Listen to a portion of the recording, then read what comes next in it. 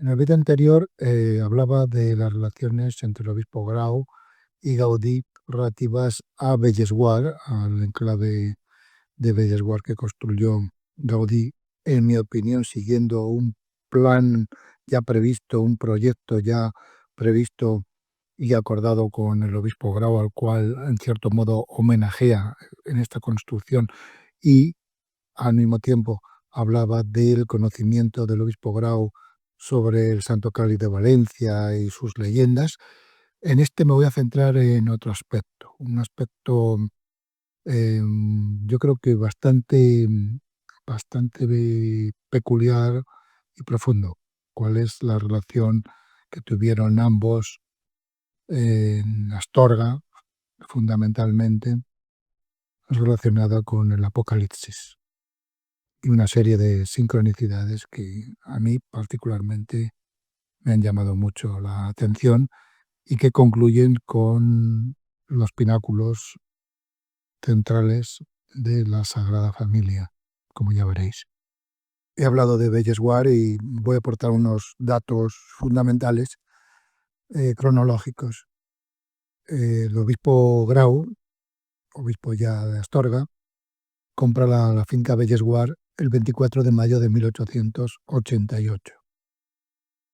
En mayo de 1896, las hermanas Oblatas del Santísimo Redentor pues adquieren buena parte de esta finca a los albaceas del obispo Grau, que había fallecido en septiembre de 1893. Posteriormente, en 1900, el 12 de junio, María Sarés, viuda de Jaume Figueras, compra el solar restante de Bellesguard y en su nombre firma Gaudí en la escritura de compraventa. Y ya el 25 de octubre de 1901, como fecha de inicio de obras, podemos señalar que es en esta fecha cuando el ayuntamiento concede licencia de obras para la Casa Figueras o Torre Bellesguard, según el proyecto de Gaudí. Estos son unos datos, unas cifras, unas fechas que yo creo bastante interesantes. Ahora bien, Joan Bautista Grau y Antoni Gaudí se conocían de tiempo atrás. El 7 de diciembre de 1879, Grau, siendo vicario general de la Archidiócesis de Tarragona, bendice la nueva capilla del Colegio Jesús y María de Tarragona, en la que parece ser que Gaudí había diseñado parte de la arquitectura. Y luego, entre esta fecha y 1882, o sea, entre 1879 y 1882, Gaudí diseña el altar y el sagrario de esta capilla tarraconense, en cuyo colegio él colocó a su sobrina Rosa. Ya en 1886, Grau y Vallespinós alcanza el episcopado de Astorga, entra en Astorga, pero al poco tiempo, el 23 de diciembre, se quema totalmente el palacio episcopal. Y entonces, ¿de quién echa mano Grau? Porque no había arquitecto diocesano, pues de Gaudí. En febrero, el 14 de febrero de 1887, Gaudí acepta el encargo de Grau para el nuevo palacio episcopal de Astorga y en verano pues ya remite a Grau su primer proyecto. Ahora bien, esto tenía que ser inspeccionado en Madrid y el 20 de febrero de 1889 la Real Academia de Bellas Artes de San Fernando aprueba el proyecto con diversas modificaciones. Gaudí viaja entonces por vez primera a Astorga hacia la primavera o inicios del verano, alojándose en el seminario, como lo haría en otras 9 ocasiones que estuvo en Astorga entre 1890 y 1893. Y el 24 de junio colocan la primera piedra. Por tanto, ahí empieza un periplo muy importante de la relación que se va afianzando y consolidando, y Grau pasa a ser un maestro, un mentor, pero también un maestro espiritual. Él es el que modifica los hábitos mentales que tenía, ideológicos, Gaudí. Sorprendentemente es así. Especialmente lo hace a través del contacto personal, de las conversaciones que tienen, y luego hay que tener en cuenta que el obispo Grau le, le introduce en la liturgia, una liturgia que le va a transformar totalmente, como pasaría con algunas otras personas. Pues Gaudí, meditando sobre la liturgia, leyendo y meditando sobre la liturgia de libros recomendados por Grau, como el año litúrgico de Prosper Granger, también el misal romano o el ceremonial de obispos, de los ritos que tienen que cumplir los obispos, pues meditando sobre todo ello, digamos que, y las conversaciones que tiene con Grau y Valle Espinós fundamentalmente, también con otros personajes, le cambia totalmente. Hay una metanoia espiritual en él. Medita sobre todo lo que está escuchando y todo lo que está leyendo sobre liturgia, y eso hace que cambie su visión. Pensar que se dice que su juventud llegó a ser anticlerical, em, tenía muchos amigos masones, era un dandy, le gustaba vestir a la última, acudir a todos los grandes actos culturales en el Ateneo de Barcelona, en el Liceo, y bueno, cambia todo eso y comienza esa metanoia que le va a transformar en un católico apostólico romano, cuya obra cumbre va a ser la Sagrada Familia. Esto es así, es innegable.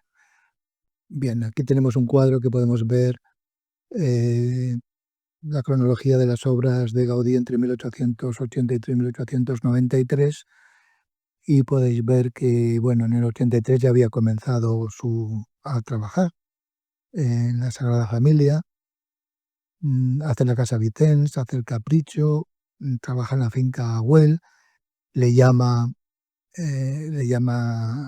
Güell también para construir su palacio, su extraordinario palacio al lado de la Rambla, y comienza a trabajar en el proyecto de Astorga en 1887. Lo dejará en 1893 tras morir Grau, y entre medias hace la Casa Botines en un tiempo récord en León, y también el Colegio de las Teresianas. Estos son unos datos a tener en cuenta para poder enmarcar, encuadrar este periplo vital de, de Gaudí para esta charla que estoy dando. El obispo Grau, en su última visita pastoral por la diócesis, una diócesis esta de Astorga que ocupaba también territorio y sigue ocupando de la provincia de Zamora, pues en su última visita pastoral sufre una desgracia. Tenía problemas ya con una pierna y se queda herido en ella por unas ramas, y bueno, tiene que ser atendido en Tábara, y allí se le gangrina la pierna. Avisan a Gaudí que está en esos momentos en Astorga, acude, contempla su rostro, se queda eh, fascinado por su belleza, tal como la describe posteriormente, y allí Gaudí siente que va a morir, como así sucedió, ¿no? Muere en septiembre, un 17 de septiembre, y Gaudí le prepara el catafalco en el seminario de Astorga, y también la losa y la tumba en la catedral de Astorga, en la capilla de la Inmaculada, sobre la cual hablaremos en otro momento, en otro vídeo. Y bueno, a mí me ha conmovido mucho el hecho de saber que eh, el obispo murió en Tábara, que fue un enclave fundamentalísimo en la iluminación de una serie de beatos de mucha fama. Se sabe concretamente que allí se hicieron 3 beatos. El beato de Tábara, así llamado, el beato de San Miguel o de Morgan, por los 2 nombres conocidos, y también el beato de Gerona, y aquí ya le pilla muy cerca al catalán Gaudí, ¿verdad? También Grau era catalán, ambos eran de Reus, habían nacido en Reus además. Bien, la fascinación del Apocalipsis en Gaudí arranca desde su juventud, y aprovechando su estancia en León, pues me imagino que más de una vez se quedaría absorto ante la portada de la catedral en la que está el Tetramorfos rodeando al Pantocrátor, como igualmente sucede en la pintura mural del techo de esa capilla o aula o sala capitular, quizá, ya no lo recuerdo bien, que hay en San Isidoro de León.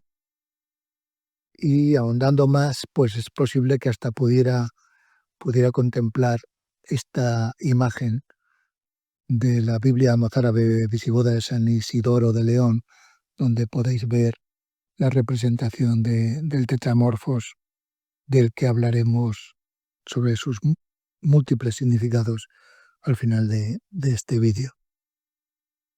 Pero antes de llegar a Tábara, donde fallece Grau, sin duda se detuvo en el palacio episcopal que tenían los obispos de Astorga en Santa Marta de Tera. Está bastante cerca ya de Tábara, ¿no? Más cerca de Tábara que de Astorga. Y allí contemplaría así los restos románicos que hay, haría sus misas, sus preces, y posiblemente, dado que estábamos hablando del equinoccio de otoño, le comentarían que hay un capitel allí interior en el ábside presbiterio que en fechas otoñales la luz equinoccial le da de lleno. Claro, Grau era un experto en teología, ¿no?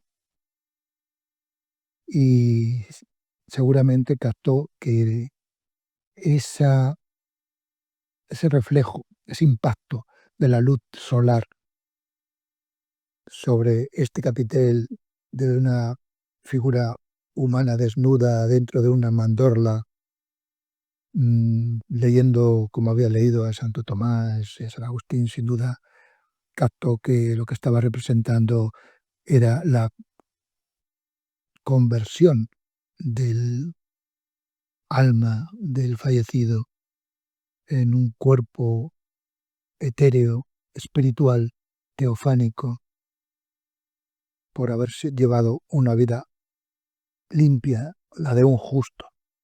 Esto lo he comentado en un vídeo en YouTube al que remito a los que quieran saber más cosas.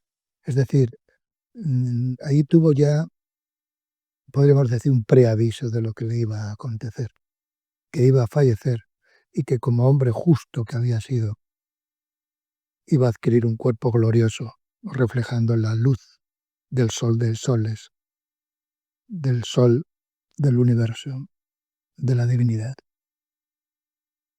Esto me conmueve bastante, la verdad. La arqueta de San Genadio, que es la que estamos viendo, o Apocalipsis de Astorga, según algunos estudiosos extranjeros que la llaman así, sin duda que el obispo Grau se la enseñaría a Gaudí y disertarían acerca de ella. Grau le hablaría sobre el significado del Tetramorfos, del Agnus Dei, que por cierto la catedral de Astorga, para mí, yo la conocí en 2014 y me quedé asombrado de la cantidad de claves que hay, claves de bóveda con la imagen del Agnus Dei, también en la portada de la catedral, en algunos retablos, y por eso para mí es la catedral del Agnus Dei, que es esencial, ¿no?, en el Apocalipsis, como podremos comprobar al final de este vídeo.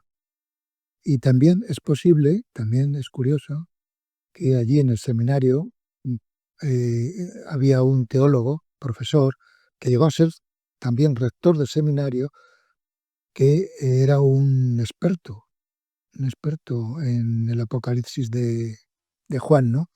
Se llamaba Antonio Martínez Sacristán, seguramente que también habría buenas disertaciones entre Grau, Gaudí y Antonio Martínez Sacristán en torno al Apocalipsis que desde la juventud obsesionaba a Gaudí.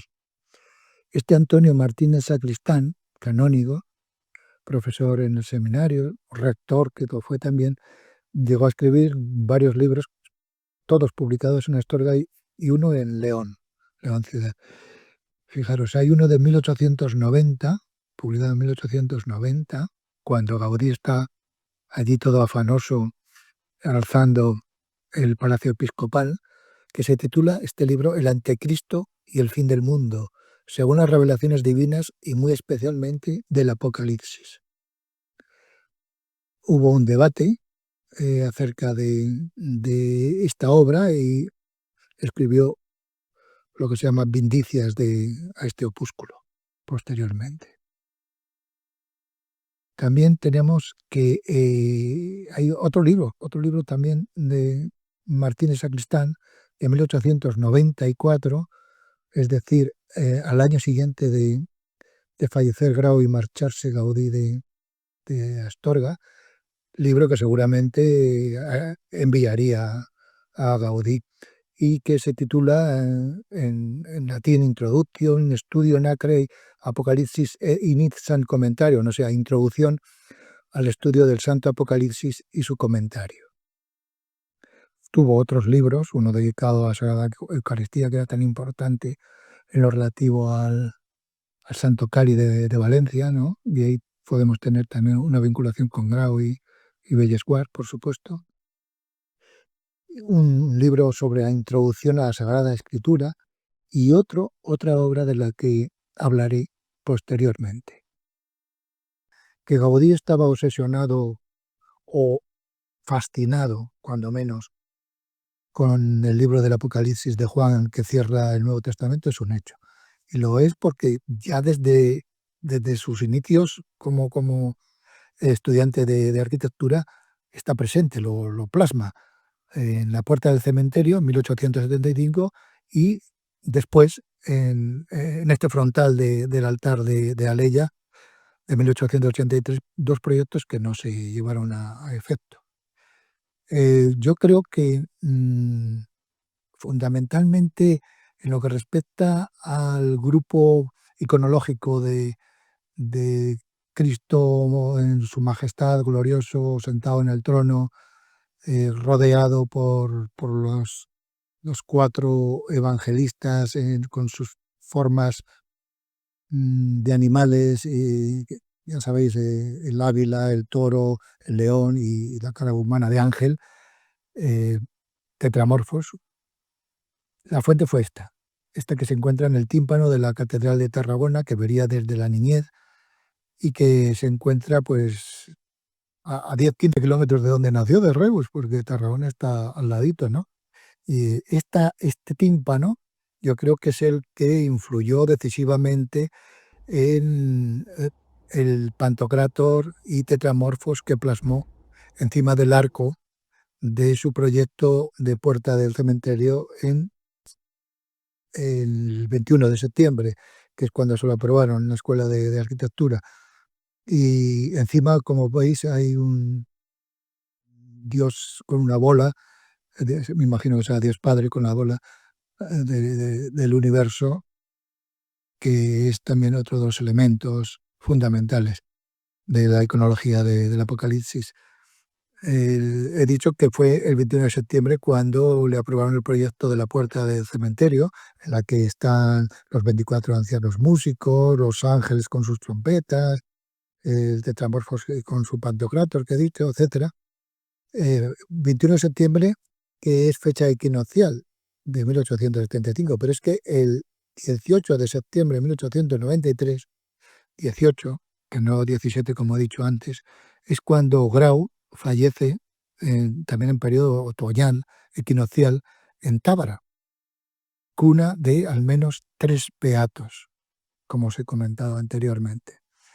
El beato propio de Tábara, el beato de San Miguel de Morgan y el beato de Gerona, que es bellísimo, ¿no? Tiene una imagen del Pantocrátor con el Tetramorfos muy, muy conocida y maravillosa.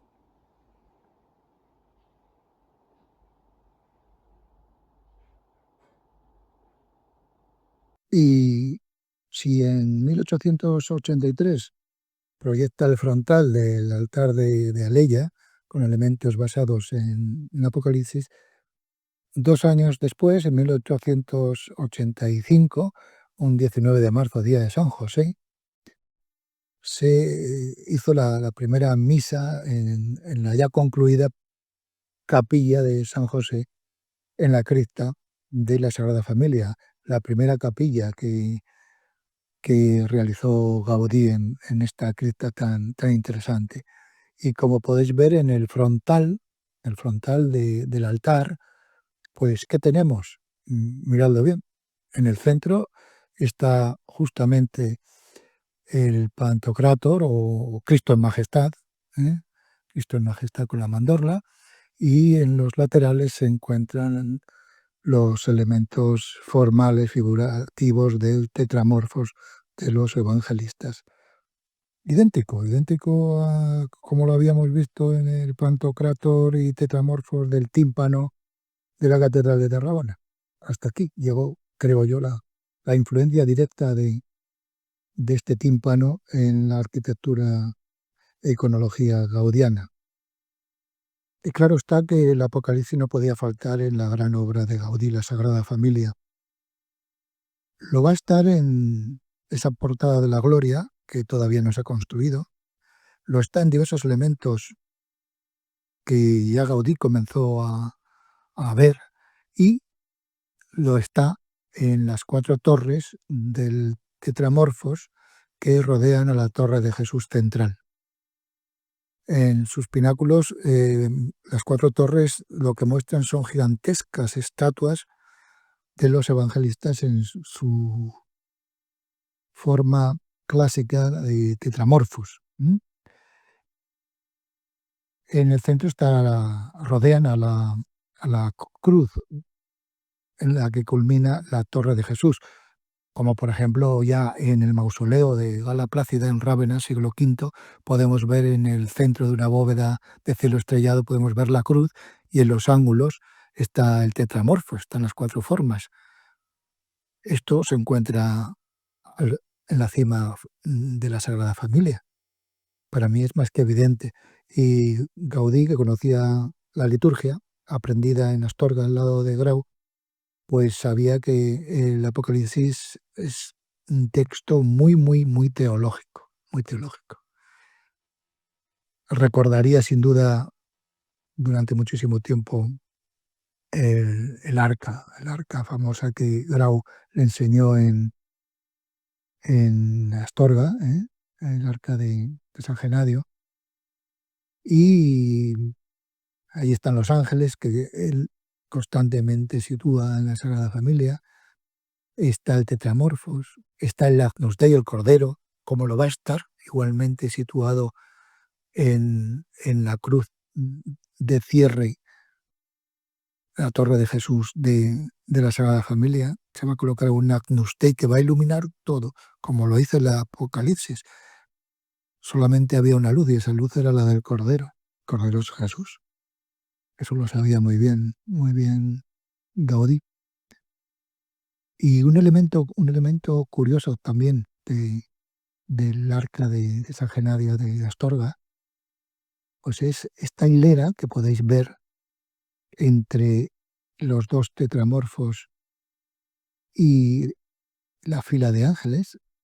Hay una fila de arcos bajo los cuales hay árboles. Oye, qué curioso, porque en el interior de la Sagrada Familia es un gran bosque de troncos de árboles con sus ramas sobre las cuales descansan esas bovedillas tan características de Gaudí, tan sugestivas, ¿no? Yo creo que hasta aquí llegó la influencia de la arqueta de San Genadio de Astorga, hasta en estos elementos del arbolado, de los troncos, de las ramas, que son columnas en el interior de la basílica. Es curioso. Y así como en Astorga, Gaudí quedaría fascinado al ver en numerosas claves de bóveda al Cordero de Dios, al Agnus Dei, en el remate final de la cruz de la Torre de Jesús de la Sagrada Familia se va a colocar en el interior del palo superior, se va a colocar un Agnus Dei luminoso, muy luminoso, de día y de noche. Porque, como dice el Evangelio y como dice el Apocalipsis, la luz que ilumina la ciudad santa de la Jerusalén celestial es el Cordero, no necesita, no necesita otra luz, está iluminada por el Cordero. Por eso, en esta teofonía artística que es la Torre de Jesús de la Sagrada Familia, vemos que va a estar muy iluminada, que el Cordero va a estar constantemente iluminado de día y de noche. De día por la luz solar, de noche por los focos que va a haber. Decía Gaudí que en la Sagrada Familia cada cual ve lo suyo. En términos psicológicos podríamos indicar que las proyecciones ideológicas, religiosas de cada persona se ven ahí proyectadas, reflejadas de un modo u otro. Concretamente escribía o dijo Gaudí, todos encuentran sus cosas en el templo. Los granjeros ven las gallinas y los gallos, los científicos los signos del zodíaco, los teósofos la genealogía de Jesús.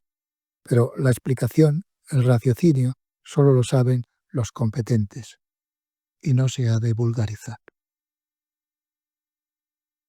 ¿Cuál es esa razón de ser que yo veo oculta en el proyecto de la Sagrada Familia de Gaudí, en esta obra inmensa? Pues la instauración de lo que se llama el reinado social de Cristo, que está muy vinculado al culto del Sagrado Corazón, en el cual estaban inmersos el obispo Grau, el obispo Torres y Valles y otros sacerdotes que influyeron mucho en Gaudí y el propio Gaudí. El reinado social de Cristo. Leed en libros, en internet al respecto. Yo os voy a poner una serie de láminas para que las podáis consultar también y veréis cómo el concepto de Cristo Rey, Cristo en majestad, el tetramorfos en realidad, tetramorfo románico occidental, generalmente es un Cristo en majestad, de la majestad del Señor, ¿no? Bien, pues creo que estas láminas que os voy a colocar como final de mi charla os pueden sacar de muchas dudas al respecto de que el reinado social de Cristo estaba, estaba presente en el ideario, en la meta por la que se construye, se alza la Basílica de la Sagrada Familia con toda su iconología, especialmente con sus torres, sus 18 torres, y cómo se cierran esas torres. Y bueno, recordaros Antes os he hablado del el sacerdote canónigo de Astorga, rector del seminario, Antonio Martínez Sacristán, que aparte de los libros sobre el Apocalipsis que escribió y que Gaudí conoció, también escribió otro, para que veáis el contexto, que ya en Astorga ya estarían hablando sobre ello Grau, Gaudí y este canónigo. Escribió este libro en 1898, que seguramente, pues claro, lo iba gestando de tiempo atrás, ¿no? El reinado social de Cristo sobre el universo mundo, término de la crisis actual. La serie de páginas, de imágenes que os voy a mostrar con texto, os pueden aclarar un poquito qué es esto del reinado social de Cristo y cómo está impreso esa espera de Cristo Rey, de la parusía y de un reinado mm, universal, no solamente en la familia o en la comunidad, sino universal de Cristo. Está presente en muchos ritos litúrgicos cristianos, en muchos cantos, y en Gaudí creo que la razón de ser que hay, que subyace a la Sagrada Familia es esta: el deseo de que se instaure el reinado social de Cristo. Aquí os dejo con estas imágenes, un saludo y hasta la próxima.